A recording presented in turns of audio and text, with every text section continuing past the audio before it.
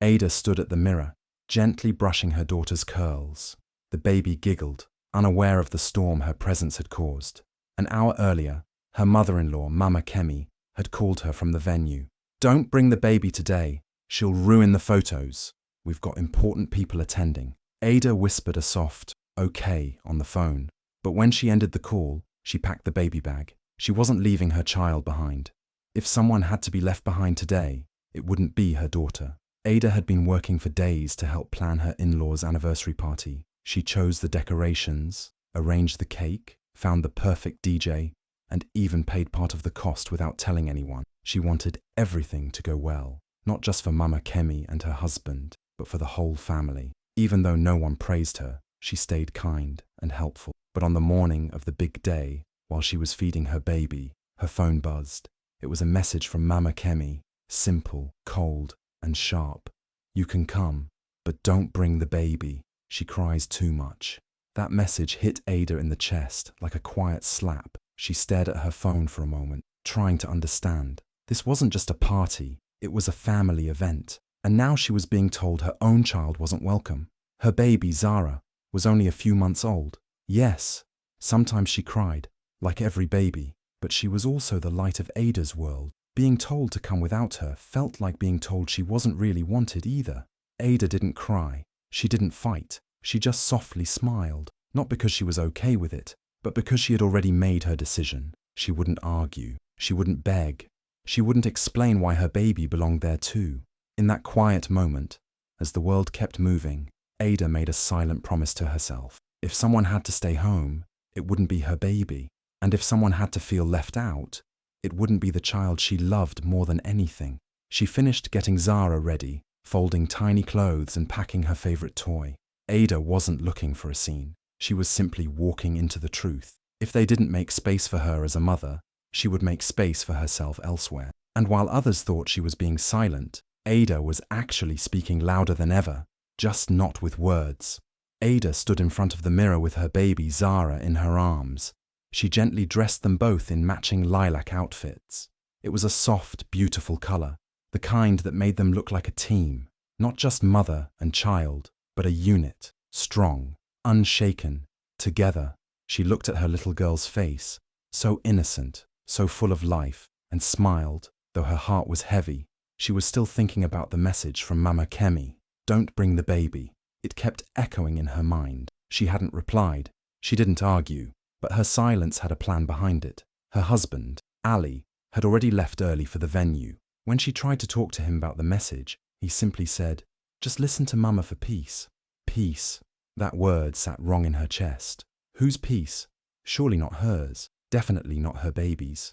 That morning, Ada realized something painful. Her husband wasn't going to stand up for her. He wasn't going to speak for their child either. He had chosen silence too, but not the strong kind. The kind that avoids truth, avoids discomfort, avoids loyalty. So Ada decided to drive herself. She packed the diaper bag with care, diapers, wipes, a bottle, a tiny blanket with elephants on it, and then, quietly, she packed something else. Peace. Not the peace Ali had talked about, the one that meant staying quiet and following orders, but her own version of peace, the kind that comes from knowing your worth and protecting it. She also packed her exit plan, not because she was expecting drama, but because she was done being treated like she didn't matter. She was ready for anything. If the party became a place where her child wasn't welcome, then maybe she didn't belong there either. As she buckled Zara into her car seat, Ada took one last look at their. She felt nervous but strong. This wasn't just a ride to a party. This was a ride to a choice.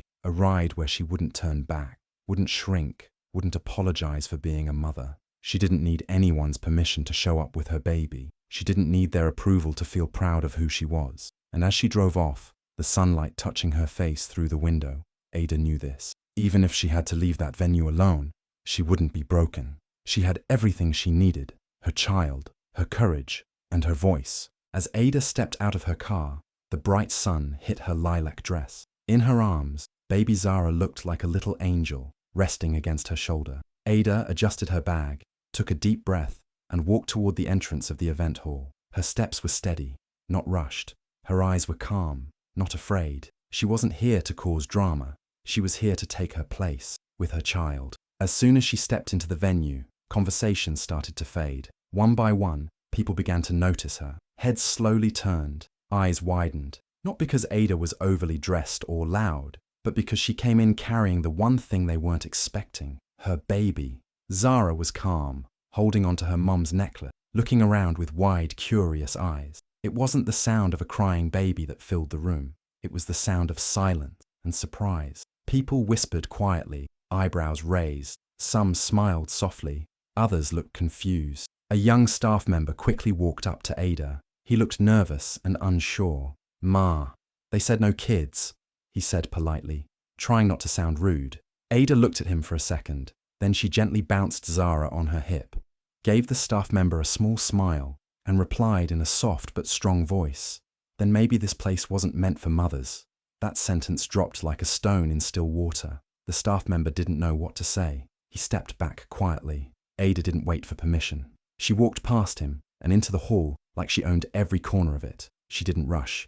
She didn't hide. She held her head high, her baby even higher. She passed groups of guests who all stopped to look. Some lowered their gaze. A few gave her judging looks, and some admired her boldness. But Ada didn't need approval from anyone. Her baby had every right to be there, just like every other family member. Every step she took was a quiet reminder. Motherhood is not something to hide. It's not an embarrassment. It's not a mistake. And any place that doesn't welcome a child doesn't really understand what family means. She found her seat near the front and sat down with grace, adjusting Zara's tiny shoes and brushing her curls gently. She didn't say a word to anyone. She didn't have to. Her entrance had already said it all. The event was going smoothly on the outside. Laughter filled the hall. Soft music played in the background, and everyone pretended to enjoy the evening. But beneath the surface, tension floated in the air like perfume, silent but strong. Ada sat quietly, with Zara in her lap, rocking her gently while keeping her eyes on the stage. Soon, it was time for the toast. The hall grew quiet as Mama Kemi took the microphone. Everyone clapped. She stood tall, smiling, looking like the proud host of a perfect evening. She began her speech by thanking everyone for coming, praising her husband, and talking about the beauty of long-lasting marriage. Then her tone shifted slightly. She began to speak about family unity, how important it was for families to know their place and move with class. And when she said the word class, her eyes locked directly onto Ada. The look wasn't loving. It was sharp, cold, pointed, like a message hidden inside a smile. Some guests noticed and chuckled quietly. A few exchanged glances, the kind of laugh that isn't real joy, but discomfort dressed as humor. Ada didn't laugh. She didn't even blink. She stayed still, gently patting Zara's back, refusing to give Mama Kemi the reaction she wanted. Then it was time to cut the cake. Everyone stood and clapped again. The photographer gathered the main family members near the table. Ada stood up, walked over calmly with Zara on her hip. She didn't fake a smile. She didn't pretend. She simply did what was needed. As the photographer asked everyone to smile, Ada stepped closer to Mama Kemi. Instead of turning to the camera, she leaned in slightly and whispered something only the older woman could hear. Mama Kemi froze. Her smile faltered. Whatever Ada said, it was short and quiet, but it landed hard. People noticed the shift in Mama Kemi's face. Her fake laugh stopped. Her eyes didn't sparkle anymore. And then, just like that, Ada stepped back. She didn't wait for another photo. She didn't make a scene. She simply turned around, held her baby a little tighter, and walked away from the cake, from the camera, from the table, and from whatever image they were trying to build without her. The clapping stopped. Conversations paused. The room didn't know what just happened, but they felt it. That quiet, powerful moment when a woman says everything without raising her voice. Ada didn't need a microphone. She had dignity, and that spoke louder than applause ever could. As Ada walked out of the event hall, her heart felt light, not because the evening had gone well, but because she had stood up for herself without raising her voice. Baby Zara was resting quietly on her shoulder, completely unaware of the noise, the whispers, or the tension inside. The parking lot was quiet. The cool evening breeze brushed against Ada's face as she reached her car. She gently placed Zara in her car seat, buckled her in carefully, and kissed her forehead. She paused for a moment, just looking at her daughter. The very reason she had refused to be pushed aside. Ada got into the driver's seat and started the engine. But before she pulled away, she opened her purse and took out a small card. It wasn't flashy. It didn't have a logo, just a simple white card with bold black words printed on it. She held it in her hand for a few seconds, reading the message once more. Then, she stepped out of the car and walked back toward the entrance of the venue. A few guests were still outside, chatting, pretending nothing strange had happened, but eyes followed her again as she moved with quiet confidence. She found the event planner standing near the doors, holding a clipboard and looking stressed. Ada walked up, smiled softly, and handed the card to him without saying a word. He looked confused at first, then read the message. "You forgot to book a mother's lounge. That's why this one walked out." He stared at the words. No argument, no insult, just truth, plain and powerful. Before he could respond, Ada turned and walked back to her car. The message was simple, but it hit harder than any speech could. In a room full of family and celebration, no one had thought of the mothers. No one had remembered that children need space, that women need support, that showing up as a mom is not something to hide, it's something to plan for. Ada didn't need a microphone or a stage to make her point. That small card, delivered calmly, said everything. It was a reminder, a lesson, a quiet call for change.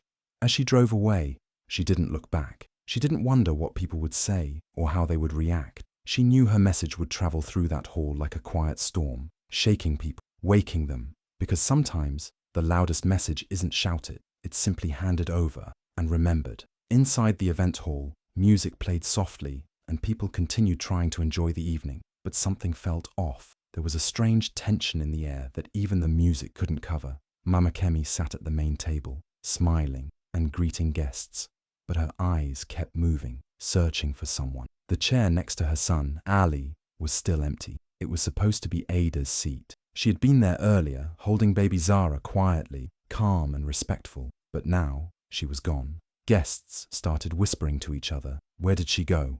She was just here. Did something happen? Ali looked uncomfortable. He was scrolling through his phone, avoiding eye contact with anyone. He knew something was wrong but didn't say a word. Mama Kemi leaned closer and asked quietly, "Where is your wife?" Ali didn't answer. He just sighed and looked down. Then, one of the guests near the back spoke up. She had her phone in hand, and she looked shocked. "I think you all should hear this," she said. Everyone turned toward her. She began reading out loud from a post Ada had just shared online. "If I'm not welcome with my child, I'm not welcome at all."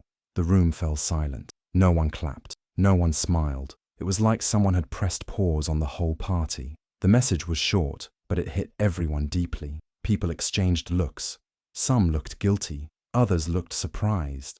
A few looked down at their plates, unsure of what to say or feel. Mama Kemi froze in her seat. She didn't expect Ada to speak out, especially not like this. She thought Ada would stay quiet, like always, smile, and accept whatever came her way. But Ada hadn't shouted. She hadn't made a scene. She had just left and let her truth speak for itself.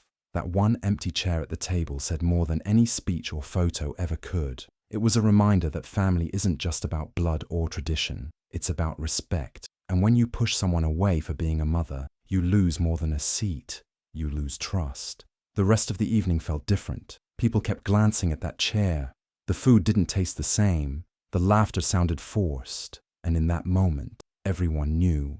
Ada didn't walk away because she was weak. She walked away because she had finally realized her worth. And she left behind the one thing they hadn't expected, a message no one could ignore. 6 months had passed since that unforgettable night at the anniversary party. Ada had gone quiet on the outside, but something inside her had changed. She no longer looked for approval from people who didn't value her. Instead, she focused all her love, energy, and time on her daughter, Zara. One morning, Ada received an unexpected message from a local baby brand. They had seen a photo of Zara that Ada had shared online, a picture of her giggling in the sunlight, wrapped in a lilac blanket. The brand loved her natural smile and soft skin. They asked if Ada would allow Zara to be part of their upcoming baby skincare campaign. Ada was shocked at first, but she agreed. She brought Zara to a small photo shoot. The camera crew adored her immediately. Zara laughed, clapped her little hands, and posed like a pro. Within weeks, her photos were everywhere.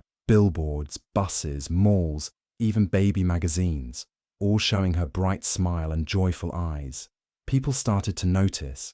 They couldn't believe this was the same baby Mama Kemi once called too loud or too messy for pictures. Now, that same baby's face was bringing smiles to thousands of people. Ada's inbox was full. Journalists wanted to interview her. Parenting blogs asked for her advice. Brands offered more campaigns, not just for Zara, but for Ada too. They loved the way she spoke about motherhood with strength and grace. She was invited to speak at events, to write for websites, and even to join mother-focused campaigns. Everywhere Ada went, she saw her baby's face shining. On store shelves, in magazine ads, and on passing buses. People recognized them. Strangers smiled at Zara in public, pointing and saying, "That's the baby from the ad." And each time that happened, Ada smiled too. Not because of fame, but because of the journey. The same child they once tried to push away had now become a symbol of beauty and light. Zara, the baby they once saw as a problem, had now become a blessing that could not be ignored. And the people who once whispered behind Ada's back, they now shared her posts, praising her strength, pretending to support her from the beginning. But Ada remembered everything, the message, the silence, the empty chair. She didn't need to prove anything anymore, because the baby they once dismissed, she had become the face of grace. A few days after the party, Ali finally called. He hadn't reached out earlier, not even a message to ask if Ada got home safely. But now, his voice on the phone sounded cold and annoyed, not caring or loving. Without any greeting, he went straight to the point. "You embarrassed my mother," he said sharply. There was a pause. Ada held the phone to her ear, not rushing to respond. She was sitting beside baby Zara, who was playing with her toy blocks, smiling without a worry in the world. Ada looked at her daughter, then calmly spoke. "She embarrassed your wife," Ada said. "I just left before it became permanent." Silence filled the call. Ali didn't know what to say. He had expected Ada to cry, to explain, maybe even beg for forgiveness. But her voice was calm, strong, and clear. There was no anger in her tone, just truth. Ali had always expected Ada to stay quiet, to keep the peace no matter how uncomfortable it made her. For years she did exactly that. She allowed Mama Kemi to make comments, take decisions, and even control things that weren't hers to control. Ada had always chosen silence. Not because she was weak, but because she was trying to hold the family together. But this time, things were different. She wasn't just a wife anymore. She was a mother now. And becoming a mother had changed her. It gave her a new kind of strength, a new kind of voice. She was no longer afraid to draw the line, no longer willing to keep shrinking herself just to make others comfortable. Ali stayed quiet on the line, maybe thinking about how easily Ada had walked away from that party, from the drama, the whispers, and even from him. He had stayed silent when she needed support. He had stood next to his mother, but not beside his wife, and now it was too late to act surprised. Ada didn't wait for him to reply. She softly said, "I hope you take care," and ended the call. She sat back, feeling peaceful, not because everything was fixed, but because she had chosen herself. She had protected her dignity without yelling, without fighting, without turning bitter. Ali had finally spoken, but only when Ada had already found her voice. And now, nothing could silence it. 1 year later, life looked completely different for Ada. She had grown stronger, wiser, and more confident. She had built a new life for herself and baby Zara, one filled with peace and purpose. She no longer cared for fake smiles or forced acceptance. She focused on what truly mattered, raising her daughter in love and making space for other women to feel seen and supported. One morning, while scrolling through her phone, Ada saw a post that made her pause. The same event hall where Mama Kemi's anniversary had taken place was now up for sale. The owners were moving out of the country, and the property had been listed for weeks with no buyer. Ada didn't hesitate. She made a few calls, contacted her lawyer, and within weeks, the papers were signed. The venue now belonged to her, but she didn't stop there. Ada had a new vision. She renovated the space completely. Gone were the fancy chandeliers and cold walls. In their place, she built cozy offices, soft play areas for children, private rooms for nursing mums, and comfortable lounges for working mums to rest. She named the space Zara's Corner, a place where no mother would ever be asked to leave her child behind. Word spread fast. Zara's Corner quickly became popular in the city. Women praised it for being thoughtful, modern, and filled with love. It wasn't just a co-working space, it was a safe haven for mothers, a dream built out of a painful memory. Then came the relaunch event. Ada invited many people, entrepreneurs, mothers, business partners, and even some of her old family connections. She didn't expect Mama Kemi to come, but to her surprise, she did. When Mama Kemi walked through the doors and looked around, she stopped in her tracks. Her eyes moved across the colourful space, the warm lighting, the mothers with babies on their laps, all working, laughing, belonging. And then her eyes landed on the sign above the front desk, Zara's Corner. Her mouth opened slightly, shocked. It took her a moment to realise what she was standing in. The same hall where she once told Ada not to bring her baby was now a place built entirely for mothers and children. She saw Ada standing nearby, confident and calm, talking to a group of guests.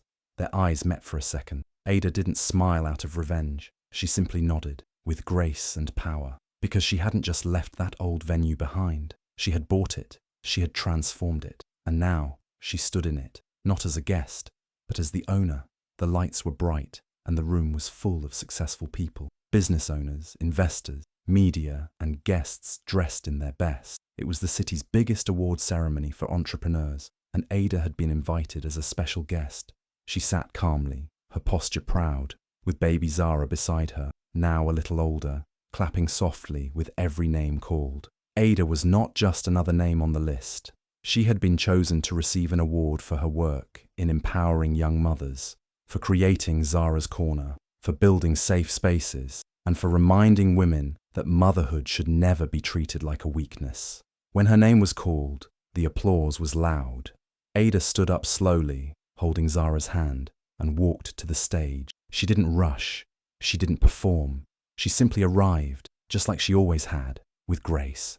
As she took the microphone, the hall fell silent. Cameras flashed, phones recorded, but Ada didn't give a long speech. She looked around, smiled gently, and said, "I carried my child into rooms that told me not to, and I realized I was never the problem. Silence was." The room froze for a second, then erupted into powerful applause. People stood up. Some clapped with tears in their eyes. Others nodded deeply, feeling every word. In the very last row, almost hidden behind the crowd, sat Mama Kemi. Her hands were folded tightly in her lap, her face still. She had come quietly, not to support, but to see what the noise was all about. But now she sat there, eyes glistening, wiping a tear that had slipped down her cheek. She didn't clap. She didn't smile, because in that moment, she understood what she had tried to silence. She had told Ada to leave the baby. Ada had chosen to carry her child and her dignity. And now, the whole world was clapping for the woman she once pushed aside. Too little, too late. To every mother ever made to feel too much. Bring your child, your dreams, and your dignity. Let the room adjust, or walk out and build your own. Please like, share, and subscribe for more African tales.